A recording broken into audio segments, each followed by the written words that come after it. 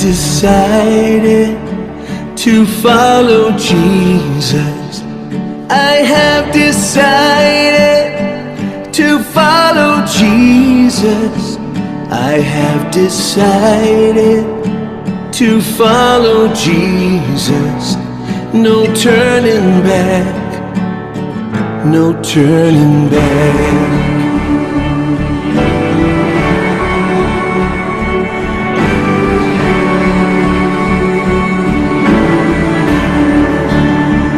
Though none go with me, still I will follow.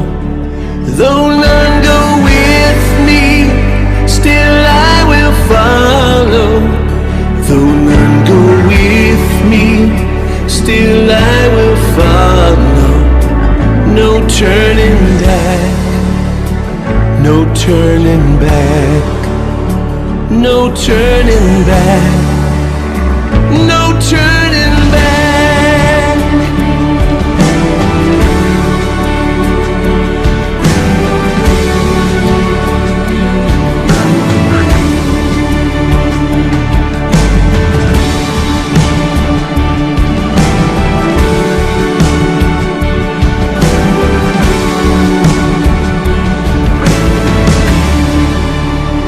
The world behind me, the cross before me. The world behind me, the cross before me. The world behind me, the cross before me. No turning back, no turning back, no turning back, no turning back.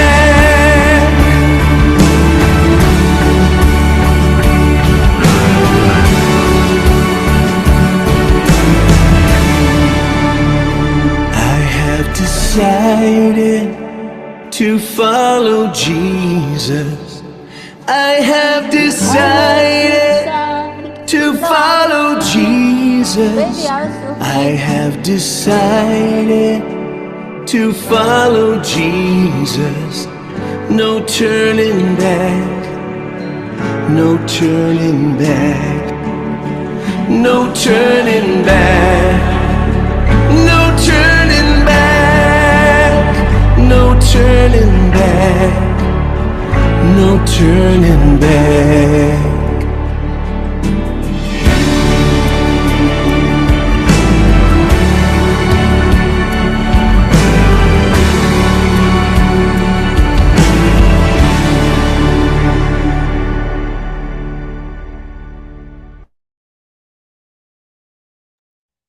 Lagu ini mengingatkan kepada setiap kita bahwa sekali kita memilih Yesus, tetap Yesus ya. Kita tidak akan pernah mundur dan kita mau tetap teguh sampai detak jantung kita berhenti. Baik, kita akan masuk dalam sesi kebenaran firman Tuhan kepada Pak Roni yang sudah bergabung dengan kita. Saya langsung mempersilakan Pak, silakan.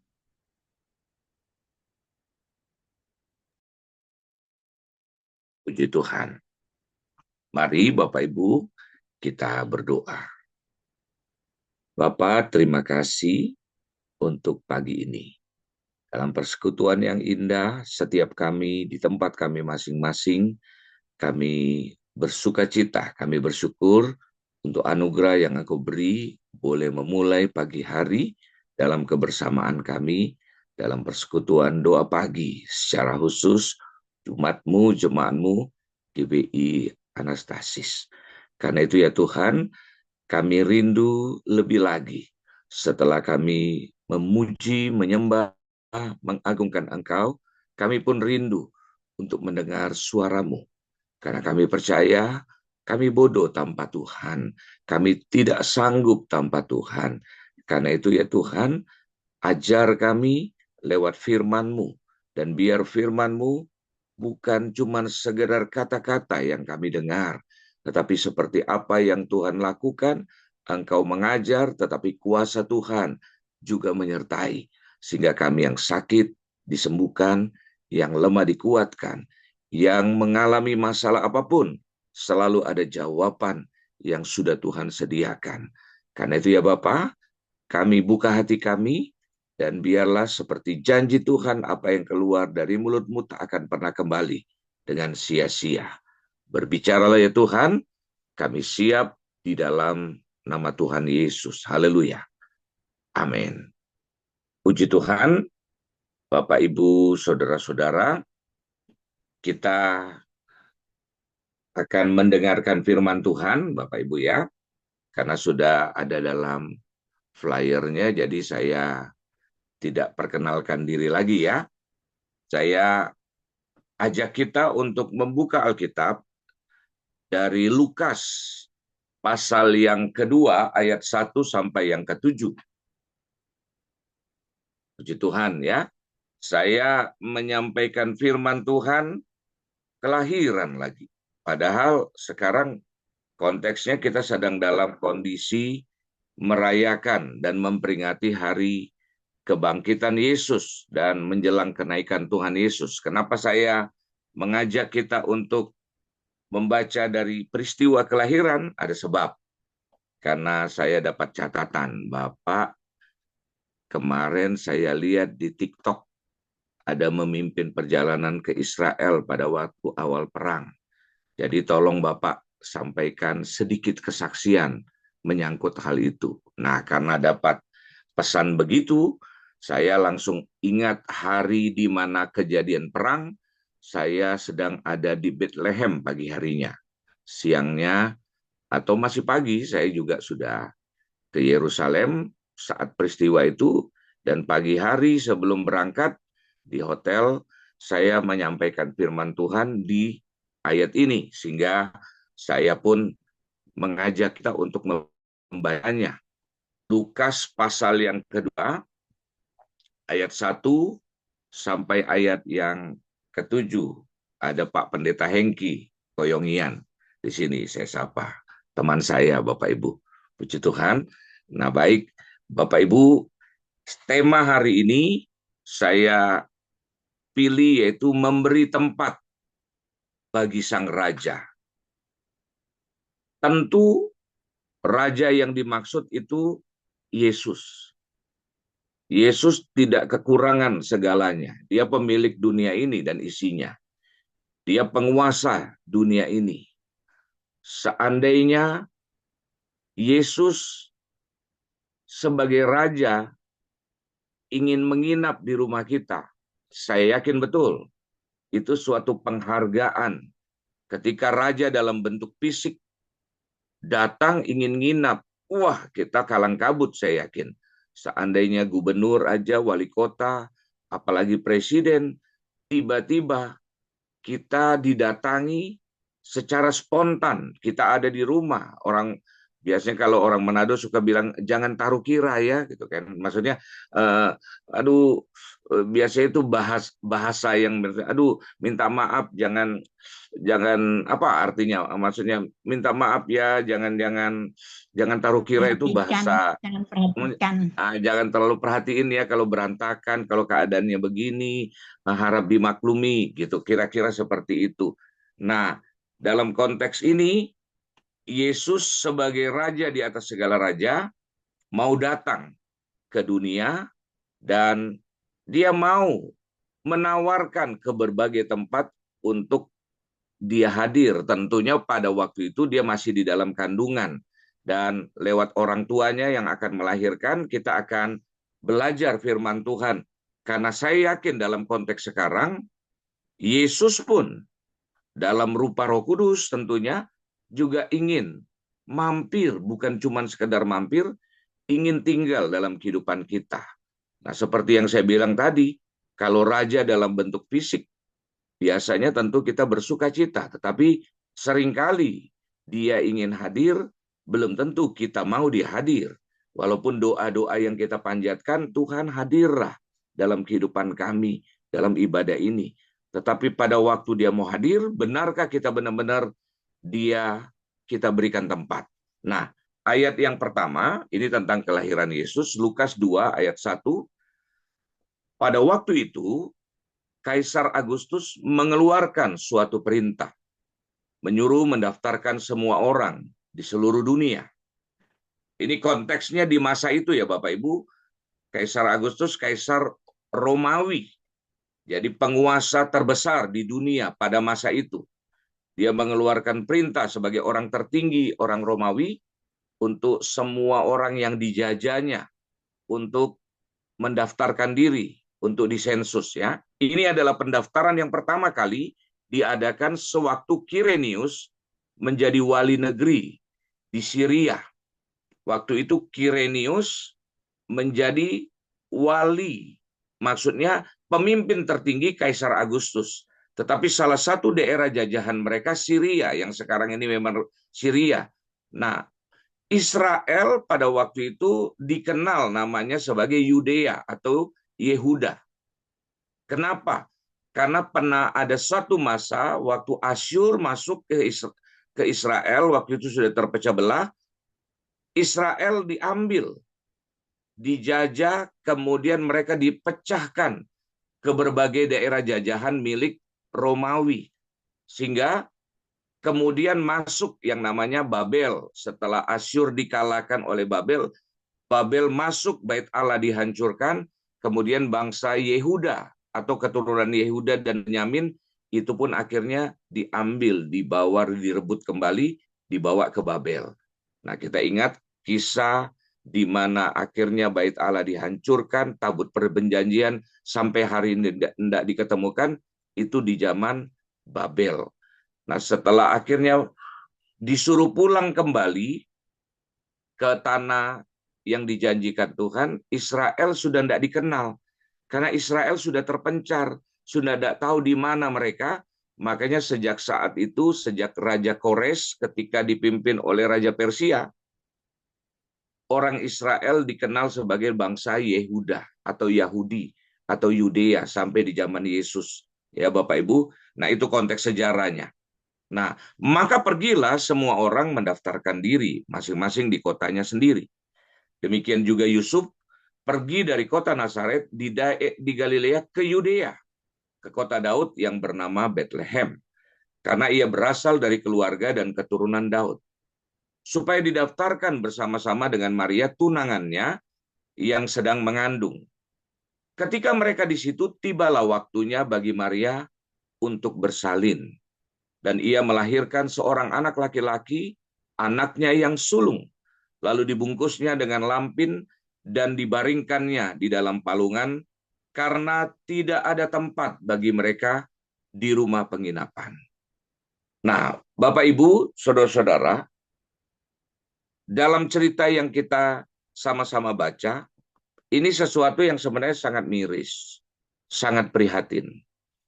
Karena bangsa Israel yang dikenal saat itu Yudea atau Yahudi ya, mereka kan dibangun dari persaudaraan. Dari seorang bapak yang menghasilkan 12 anak. Dari 4 ibu ya Bapak Ibu. Dan dalam aturan orang Israel atau Yahudi, mereka itu dapat perintah dari Tuhan.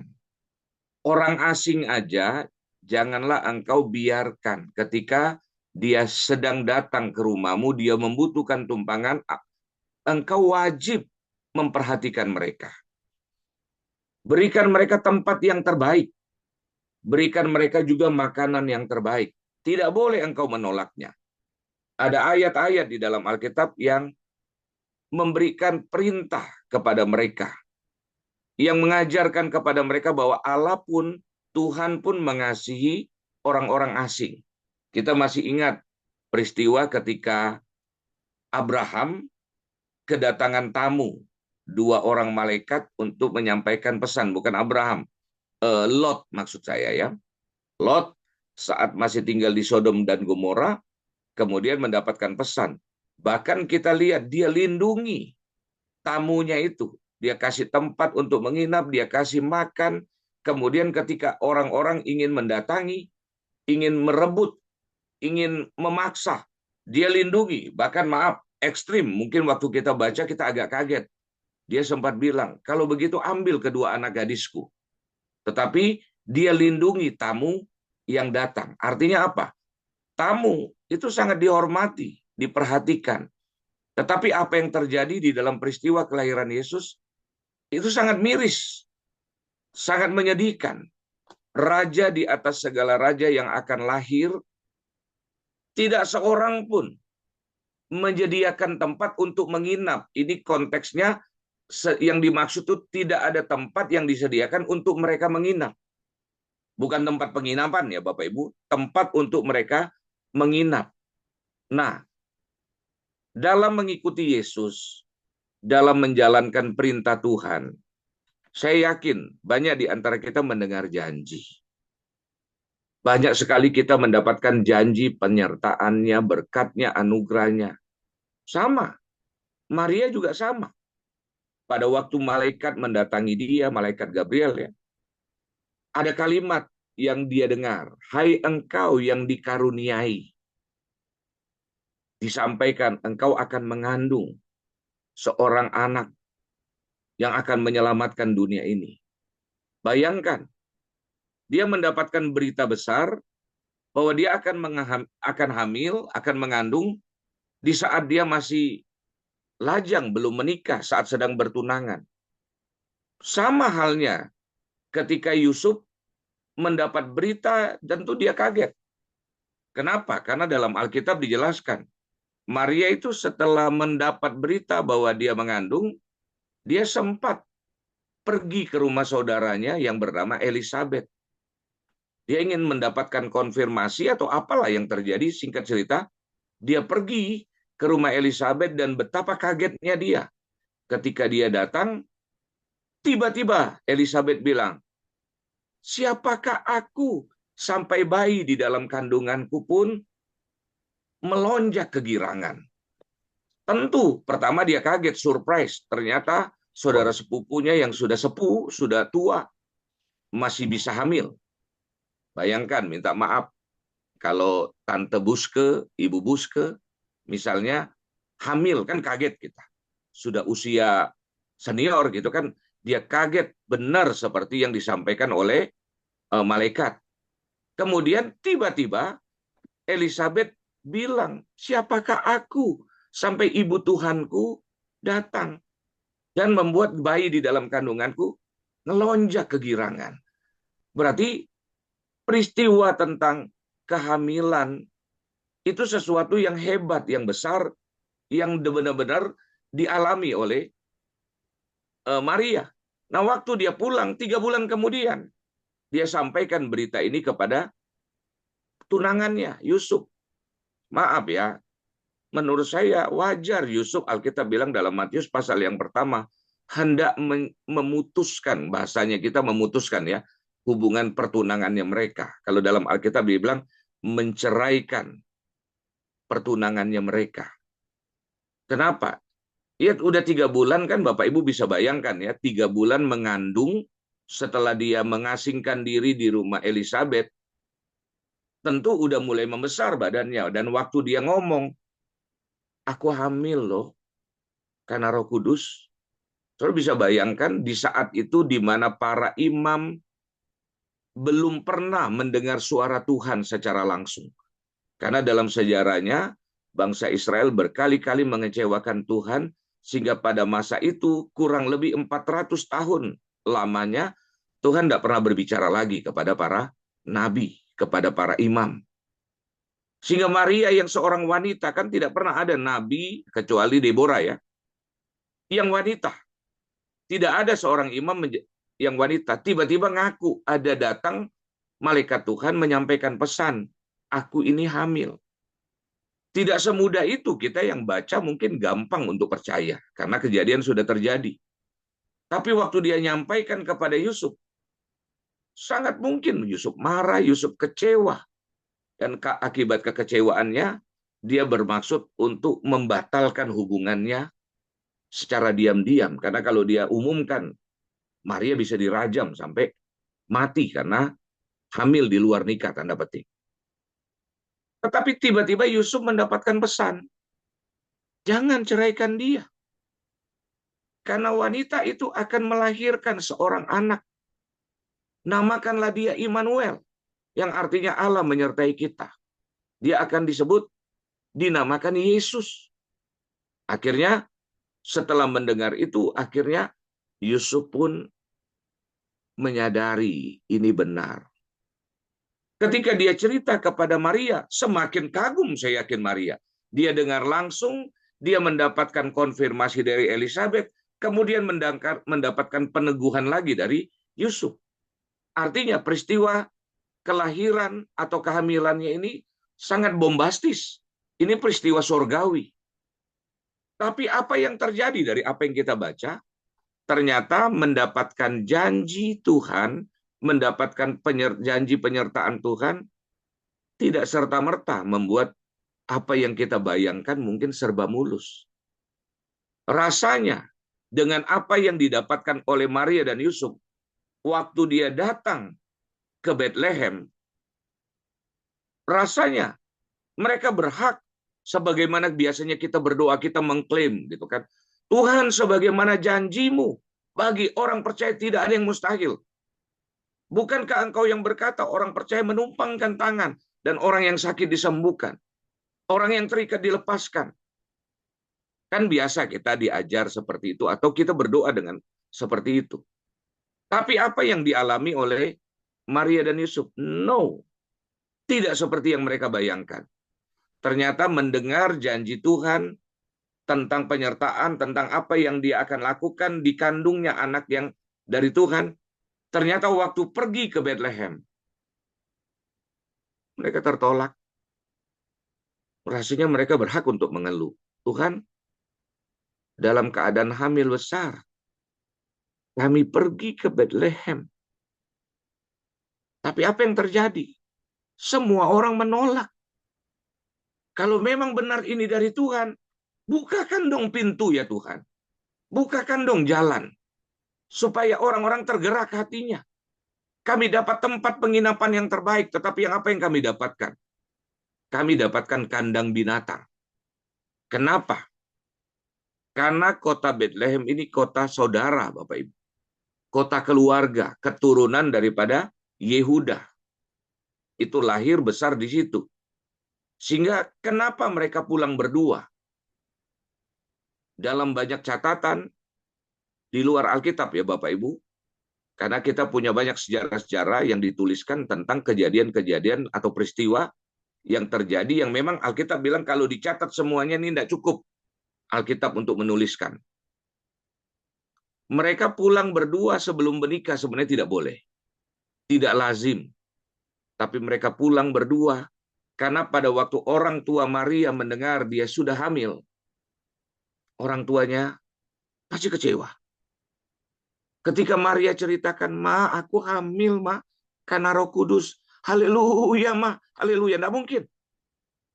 Pasti dia butuh penuh pergumulan dan orang tuanya pun tidak mudah untuk percaya karena pada masa itu pun sebagaimana yang kita ketahui tidak pernah didengar lagi suara-suara dari nabi atau imam yang menyampaikan pesan bahwa Tuhan berbicara. Bayangkan Zakaria aja suami daripada Elizabeth sempat menertawakan sampai akhirnya apa? Ragu sampai di akhirnya jadi bisu. Karena memang sudah tidak pernah lagi Tuhan berbicara. Sehingga pada waktu pergi ke Bethlehem, harusnya Maria ikut mama papanya.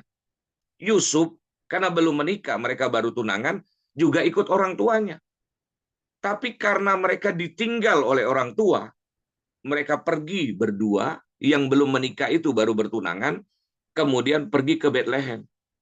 Pada waktu orang tuanya tiba, tentu orang bertanya, mana Maria? Mana Yusuf yang sudah tunangan? Kapan mereka menikah? Sangat mungkin pertanyaan itu muncul. Dan ketika bertanya, tentu akhirnya mereka ngomong. Sudah hamil dia. Lah, kan belum menikah. Makanya pada waktu mereka ke Bethlehem, tidak ada orang yang padahal sebenarnya semuanya keluarga. Orang asing aja mereka harus berikan tumpangan. Ini keluarga, lagi hamil. Kita biasa kalau orang hamil, kita hormati ya Bapak Ibu. Di kereta kita kasih dia prioritas. Di bis Transjakarta kita kasih prioritas. Untuk ibu hamil. Tapi karena memang dianggap tindakan mereka amoral, melakukan hubungan seks sebelum menikah, mereka dianggap tindakannya seperti binatang, makanya mereka diberikan kandang binatang. Orang yang melakukan atau mentaati perintah Tuhan mendapatkan perlakuan seperti itu, ditolak. Tidak ada satu rumah pun yang memberikan tempat untuk mereka menginap. Jadi pesannya kepada kita, Bapak Ibu, ketika kita taat sama Tuhan, ketika kita melakukan perintah Tuhan, kadang-kadang Tuhan harus izinkan untuk setiap kita mengalami masa-masa yang mungkin tidak menyenangkan, yang mungkin tidak kita harapkan. Tetapi kita harus punya kesiapan. Waktu kita taat sekalipun, waktu kita melakukan perintah Tuhan sekalipun, ada masanya apa yang kita pikirkan tidak sesuai dengan apa yang kita harapkan. Tuhan izinkan Maria dan Yusuf mengalami penolakan, bahkan akhirnya melahirkan di kandang binatang, tempat yang hina. Nah, Bapak Ibu, saudara-saudara, memang pada masa itu saya pagi-pagi khotbah seperti itu. Dan pada waktu tiba di Yerusalem, tempat pertama kali yang kami kunjungi yaitu di Bukit Zaitun, ya, di tempat di mana Yesus naik ke sorga. Ada satu gereja yang diyakini di tempat itulah Yesus naik ke sorga. Nah, setelah beribadah singkat, kami pun pergi ke gereja sebelahnya. Cuma dekat, kurang lebih mungkin 100 meter, kita jalan kaki menuju gereja tempat doa Bapa kami. Doa Bapa kaminya bukan di situ sebenarnya, tapi di Galilea. Tapi di Yerusalem ada dibangun satu gereja tempat Yesus mengajar doa Bapa kami. Tapi sebenarnya bukan di situ tempatnya, cuman dibuat di situ. Kalau Bapak Ibu lihat, biasanya orang kalau ke Israel suka foto pakai bahasa Batak, pakai bahasa Indonesia, itu di gereja itu. Nah, di saat akan masuk, tiba-tiba kami dapat alarm. Sekitar 40, minimal 40 kali handphone kita tidak registrasi, lalu tiba-tiba dapat alarm, ribut kalau kita tidak matiin seperti biasa gitu. Kalau ada SMS gitu atau alarm kita matiin gitu kan. Nah, tapi matiin nyala lagi sampai 40 kali minimal. Nah, di situ disampaikan pesan pakai bahasa Ibrani. Kemudian saya tanya kepada tour guide kami, orang lokal, kebetulan di IDF, pensiunan ya, Angkatan Udara. Saya tanya, ada berita apa gitu kan. Terus dia bilang, Israel barusan menyerang Iran. Dan dia biasa aja mukanya, maksudnya, tapi ini pasti peristiwanya jadi panjang, dia bilang. Oke, diajak kita untuk bikin, saya masih pimpin ibadah di dalam, kemudian dia jelaskan sesuatu, kurang lebih kita ada di situ setengah jam, terus jalan. Saya pikir dianya santai masih, kita masih foto, biasanya kalau Israel kita foto latar belakang kota tua ya, yang ada Masjid Al-Aqsa, Kubah Emas. Kemudian di situ tiba-tiba, karena banyak yang mau foto-foto pribadi selain foto grup, saya dibisikin, Abuna, katanya kan, maksudnya Pak Pendeta, Abuna itu Bapak ya, Bapak yang aku hormati gitu kan. Segera turun, pergi ke gereja Yesus naik, menangis, kemudian ke Getsemani, karena saat ini rudal dari Iran sedang menuju ke Israel. Jadi kita tidak boleh lama-lama. Wah, surprise saya. Tapi melihat sikap dia, seorang tour guide, kebetulan tour guide ini orang Yahudi yang Kristen, sudah dibaptis, begitu kan. Lalu, tapi mereka menyebut dirinya bukan Kristen, mereka menyebutnya Messianic Jews, orang Yahudi yang percaya Messianik sudah turun, gitu kan. Kemudian saya suruh cepat-cepat, karena masih banyak yang belum mengerti, akhirnya saya harus ngomong jujur. Bapak Ibu minta maaf ya, saya harus ngomong apa adanya. Info bahwa rudal dari Iran balasan terhadap serangan Israel sedang menuju ke Israel. Ayo cepat-cepat. Oh, ternyata harus ngomong begitu, cepat semuanya. Langsung turun, kita ibadah singkat, kami cuma dikasih 5 menit di gereja Yesus menangisi Yerusalem karena Yerusalem menolak dia. Lalu anugerah Tuhan turun gereja di Getsemani tempat Yesus berdoa menjelang kematiannya. Kita masih dikasih kesempatan kurang lebih setengah jam. Nah, setelah itu kami harus berangkat pergi ke Garden Tomb, tempat Yesus disalibkan dan dikuburkan. Nah, pokoknya di situ kita harus cepat. Tiba tepat di Garden Tomb, tiba-tiba kita dapat sirene lagi. Sirene, kemudian di situ dikasih tahu bahwa kita harus bersembunyi di tempat yang aman. Akhirnya kami pun beribadah, kami yang maksudnya masuk ke sebuah chapel. Chapelnya bukan ini ya, bukan tempat apa biasanya dibilang untuk bunker, bukan bunker itu, tapi chapel yang memang terbuat dari batu. Jadi dianggap safety place ya. Kami di situ tidak boleh beribadah. Biasanya kan di situ perjamuan kudus, kemudian kita dijelaskan tentang tempat itu. Nah, di saat itu akhirnya karena disuruh diam, karena katanya kapanpun sudah tenang kami harus keluar. Tidak boleh ada ibadah, tidak boleh ada perjamuan kudus. Nah, tapi Tuhan tahu kebutuhan kami. Pas di situ tiba-tiba pengelolanya mukanya ketakutan ya. Bukan, saya berpikir gini, kalau kami kan turis, ketika alarm sudah selesai, maka kami langsung pergi. Tapi mereka kan tinggal di situ. Ya mereka sampai hari ini kan ke tempatnya masih belum aman ya. Kemudian akhirnya kami diizinkan untuk beribadah. Nah, di situ saya disuruh pimpin nyanyi, maksudnya dia minta tolong pimpin lagu aja. Cuman suruh nyanyi. Saya lihat di situ beberapa grup, beberapa ada yang cukup sering ditampil di apa itu, tampil di podcast, ada kesaksian saya perhatiin, ada di situ juga rombongannya, ada Harvey Maleolo, ada siapa lagi tuh, Christine Panjaitan, ada dalam rombongan itu. Nah, saya pimpin pujian, kemudian karena masih panjang, saya tidak tahu kan kapan selesainya. Kami tidak boleh keluar. Karena saya dengar waktu lagi pimpin ibadah, di atas itu seperti lebaran kemarin tuh Bapak Ibu bunyi mercon gitu kan. Tapi kan kita tahu itu bukan mercon. Di atas kepala pokoknya terasa dekat bunyi Iron Dome Israel menahan gempuran rudal-rudal Iran. Bunyi berkali-kali sampai akhirnya karena panjang dan tidak disuruh berhenti, akhirnya saya sharing firman Tuhan. Firman Tuhan saya ajak baca dalam Mazmur pasal yang ke-91. Nah, di saat itu saya ingatkan, Bapak Ibu, hari ini kita barusan mendengar firman Tuhan, khususnya rombongan kami ya, bahwa dalam mengikuti Tuhan, tidak selamanya apa yang kita harapkan itu berjalan indah, tetapi kadang-kadang Tuhan izinkan ada masa-masa yang sukar untuk membuktikan iman kita bekerja. Nah, hari ini saya bilang, saatnya kita menggunakan iman. Karena kita tahu bunyi yang di atas kepala kita, yang kita dengar dengan telinga kita, itu jelas. Itu bunyi barang yang satu itu, saya tidak mau sebutin. Karena di saat itu ada yang nangis-nangis, kan saya bisa melihat mereka nangis karena lawatan Tuhan kah, atau sedang ketakutan, beda-beda tipis ya Bapak Ibu. Tapi intinya, saya ingatkan, tadi pagi kita barusan renungkan firman Tuhan. Nah sekarang, kita diizinkan Tuhan mengalami keadaan seperti itu. Nah sekarang, buktikan bahwa benar, kalau kita bilang, aku percaya, kita benar-benar percaya.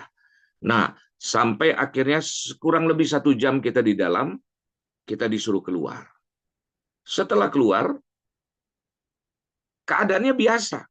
Saya masih ajak peserta yang lain suruh masuk ke kubur Yesus. Karena kan biasanya kita foto grup di situ ya, masing-masing kepingin foto di mana Yesus keluar dari grup, sudah tidak ada lagi di dalam kuburan. Tetapi tidak boleh lagi, kami disuruh segera tinggalkan. Akhirnya kami ke bus, masih sempat makan siang. Setelah makan siang, kalau ada yang sempat lihat TikTok saya itu, kami masih sempat bikin satu video grup lagi, nyanyi-nyanyi gitu kan, tentang kebesaran Tuhan. Aku punya Tuhan yang besar, yang telah berjanji, gitu kan. Nah, kita buat di saat itu memang masih peristiwa itu. Tapi ketika akhirnya kami melewati semua, akhirnya kami harus pulang. ke Bethlehem karena itu perintah dari pemerintah, dianggap keadaan aman. Kemudian akhirnya sudah tidak aman maksudnya, kami pun pulang. Dari Bethlehem saya masih sempat memvideokan tentang kejadian bagaimana rudal-rudal dari Iran datang lalu di dihadapi oleh Iron Dome. Karena memang Bethlehem masuk wilayah Palestina, kami aman. Tapi sampai akhirnya memang sesuai schedule, besoknya kami memang schedule-nya ke Mesir. Kami tidak sampai beberapa hari, cuma 2 hari peristiwa itu, tapi kami melihat, kami mengalami, kemudian di grup saya tanya, karena di grup itu suasananya sukacita. Memang pertama sebagai pemimpin rohani saya harus memberikan kekuatan kepada mereka. Tapi ketika banyak orang bertanya, beberapa kali hamba-hamba Tuhan ketika saya khotbah di beberapa tempat tanya, Pak, gimana termasuk di gereja ya? Gimana pengalaman? Saya sejujurnya, kadang-kadang saya ngomong jujur itu takutnya dianggap berlebihan. Saya tidak mengalami ketakutan sama sekali. Kenapa? Pertama tentu hubungan pengenalan akan Tuhan dan pengalaman kami tidak diizinkan Tuhan sampai mengalami yang parah-parah banget gitu kan. Pas walaupun waktu hari H kami dengar langsung di atas kepala bom-bom meledak begitu ya, rudal-rudal meledak gitu kan. Tapi anugerah Tuhan tidak mengalami ketakutan. Sampai akhirnya saya tanya kepada semua peserta, Bapak Ibu, ketakutan ada Pak, ada yang sempat gitu kan. Tapi anugerah Tuhan secara tim, saya tanya langsung, saya minta jujur ya, secara umum tidak ada. Ya mungkin ada yang takut pas saya tidak tanyakan. Nah akhirnya saya bisa menyadari, saya mulai berpikir, apa itu yang disebut dengan iman yang datang dari Tuhan. Saya yakin kalau Bapak Ibu kita diberikan Tuhan, kalau kita memiliki pengenalan yang kuat akan Tuhan, ketika kita mengalami satu peristiwa yang mungkin menyakitkan dan mengecewakan kita tidak akan pernah kecewa sama Tuhan. Sama seperti yang dialami Yusuf dan Maria. Waktu dia diperlakukan seperti itu, dia tidak kecewa. Karena Alkitab ini buku yang jujur. Ketika ada seorang hamba Tuhan berzina, ditulis oleh Alkitab. Daud, orang yang berkenan, dia berzina, ditulis oleh Alkitab. Alkitab tidak tutup-tutupi kelakuannya. Ketika ada seorang Yehuda meniduri anak mantunya, Alkitab jujur tuliskan. Ketika seorang yang bernama Hosea disuruh menikahi seorang pelacur, Alkitab tulis apa adanya. Jadi semua cerita tentang kebobrokan orang-orang yang dipilih oleh Tuhan, Alkitab tidak malu-malu menuliskan. Sehingga kalau andai kata Yusuf dan Maria kecewa, Alkitab juga pasti tulis. Mereka kecewa, mereka syok diperlakukan seperti itu. Sehingga hari ini, Bapak Ibu, hal yang perlu kita renungkan, untuk kita sama-sama juga perhatikan, bahwa dalam kehidupan kita, hari-hari ini, Tuhan yang sama, Tuhan yang juga ingin masuk ke dalam kehidupan kita. Masuk ke dalam pribadi kita, masuk dalam kehidupan rumah tangganya kita, masuk ke dalam rumah tinggalnya kita. Saya yakin peristiwa di Bethlehem 2000-an tahun yang lalu yang dialami oleh Maria dan Yusuf untuk menawarkan tempat kelahiran Yesus, Tuhan masih tawarkan ke kita. Tuhan masih kasih kesempatan. Tetapi ada banyak orang yang tidak mau. Kenapa? Karena mungkin tidak ngerti dampaknya. Kalau Tuhan masuk ke dalam kehidupan kita, ke rumah hati kita, ke hidup kita, dampaknya pasti besar. Ada banyak di antara kita itu seringkali tidak memperlakukan Tuhan dengan adil. Sebenarnya kan kita milik Tuhan sepenuhnya. Kita kan sudah dibayar lunas. Sebenarnya kan kita tidak punya hak sedikit pun menolak ketika dia ingin masuk. Ingin memakai kita. Ingin memerintahkan kita. Sebenarnya seorang orang percaya. Sebenarnya kita tidak punya hak sama sekali. Kita nih sebenarnya kehilangan hak asasi. Kenapa? Karena sudah dibayar lunas oleh darahnya. Sehingga kalau Tuhan bilang, maaf ya saya melihat aja muka-muka yang ada di. Tiba-tiba Tuhan bilang, Justina, aku utus kamu ke sini. Aku mau pakai kamu. Sebenarnya kita tidak punya hak sedikit pun untuk menolak. Kalaupun mungkin awalnya kita takut karena merasa kurang mampu, kurang cakap, harusnya kita juga bisa seperti Maria, sesungguhnya aku ini hamba Tuhan. Jadilah sebagaimana yang kau kehendaki. Tiba-tiba Tuhan bilang, Buske. Maaf ya, kalau Tuhan ngomong kan enggak pakai tante kan. Tuhan langsung panggil kan, Buske. Aku perintahkan kamu begini. Aduh Tuhan, aku sudah tua. Maaf ya. Kalau Tuhan mau pakai kita, Tuhan mau mempercayakan kita. Jangan pakai alasan untuk menolak. Karena hari ini kita mungkin bilang, aduh kebangetan ya. Kalau rumah kita pada masa itu kita yang didatangi. Mungkin tanpa berlama-lama kita yang nawarin. Belum tentu. Kalau kita ada di zaman itu mungkin kita salah satu orang yang nutup pintu untuk Yesus hadir, Yesus lahir. Ada banyak orang tidak memberi tempat untuk Tuhan masuk karena tidak menyadari dampaknya. Kalau dia masuk, Yesus tidak pernah ngerecokin. Pernahkah Yesus ngerecokin ketika dia mau masuk dalam rumah kita, masuk dalam hidup kita? Dia tidak pernah ngerecokin, dia pasti tolong. Yang kedua, ada banyak orang tidak memberi tempat buat Yesus karena mungkin terlalu sibuk. Sampai di rumahnya tidak pernah digunakan untuk ibadah. Di rumahnya tidak pernah digunakan untuk mencari Tuhan, membaca Alkitab, berfellowship dengan Tuhan, intimasi dengan Tuhan. Terlalu sibuk sampai-sampai waktu untuk Tuhan tidak ada. Yang paling parah, karena tidak mau. Kalau tidak mau, walaupun Tuhan bisa paksa orang dengan caranya yang ajaib, tapi Tuhan tidak pernah mau memaksa. Kalau orang tidak mau, sangat menyakitkan. Maaf, jangan-jangan kita orang Kristen sadar atau tidak sadar, walaupun mulut kita tidak pernah bilang kita tidak mau, tapi dari sikap kita yang jarang atau hampir tidak pernah gunakan rumah kita, ruangan kita untuk bersekutu dengan Tuhan, jangan-jangan itu bagian daripada sikap yang memang sengaja tidak mau. Tidak mau bayar harga untuk memberikan waktu untuk Tuhan. Itu bagian daripada sikap yang sebenarnya tadi tidak ngerti kuasanya besar. Kedua, terlalu sibuk. Yang ketiga yang paling mengerikan, tidak mau. Saya harap hari ini dia tetap mengetuk. Dalam Wahyu kan dijelaskan, dia mengetuk. Ketika kita membuka, maka dia akan masuk. Karena itu Bapak Ibu, buka, berikan tempat hidup kita, hati kita, rumah kita untuk dia boleh menginap. Karena kalau dia menginap, pertama tadi dia tidak pernah ngerecokin. Dia tolong kita dalam keadaan apapun, ada masanya kita tidak berdaya, dia akan tolong kita. Dia jagai hidup kita, rumah kita, dia cukupkan kebutuhan kita menurut kekayaan dan kemuliaannya. Bahkan kalau di rumah, di gereja Bapak Ibu ada komsel, sekecil apapun, usahakan untuk rumah Bapak Ibu bisa dibuka untuk tempat persekutuan. Berikan tempat, jangan tunggu rumahnya besar baru kita kasih. Karena mulailah dari yang kecil-kecil, kalau Tuhan kasih, buka tempat buat Tuhan. Yang paling utama, buka rumah hati kita untuk Tuhan. Karena itu, ingat, Yesus tidak butuh istana yang megah. Hidup kita aja udah cukup. Tuhan, ini kan bait-Mu ya Tuhan. Saya mau Engkau masuk.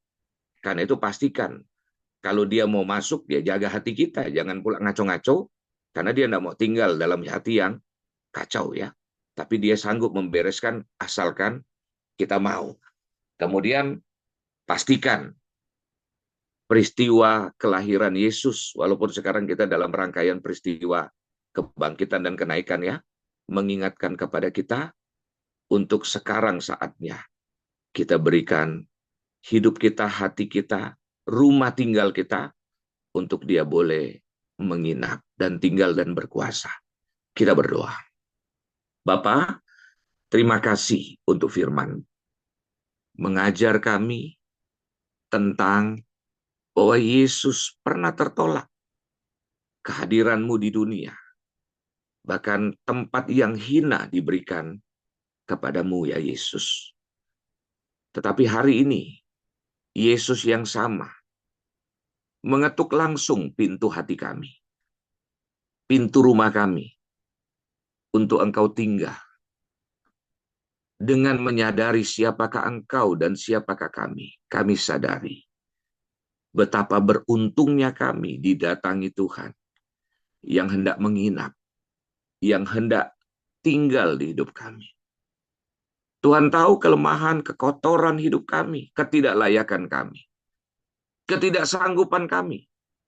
Tetapi lewat peristiwa ini kami berkata kepada Tuhan, kami mau ya Tuhan, Engkau masuk ke rumah kami, ke tubuh kami, jiwa dan raga kami, hati dan roh kami, untuk Engkau masuk, tinggal, memimpin.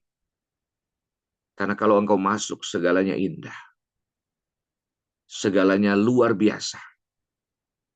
Karena itu ya Bapa, hamba berdoa, biarlah setiap kami sungguh-sungguh meresponi firman Tuhan untuk memberikan hidup kami dan semua yang kami miliki untuk Tuhan pakai bagi kemuliaan-Mu. Hamba selesai berbicara, dan biarlah Tuhan yang menyempurnakan semuanya bagi setiap kami.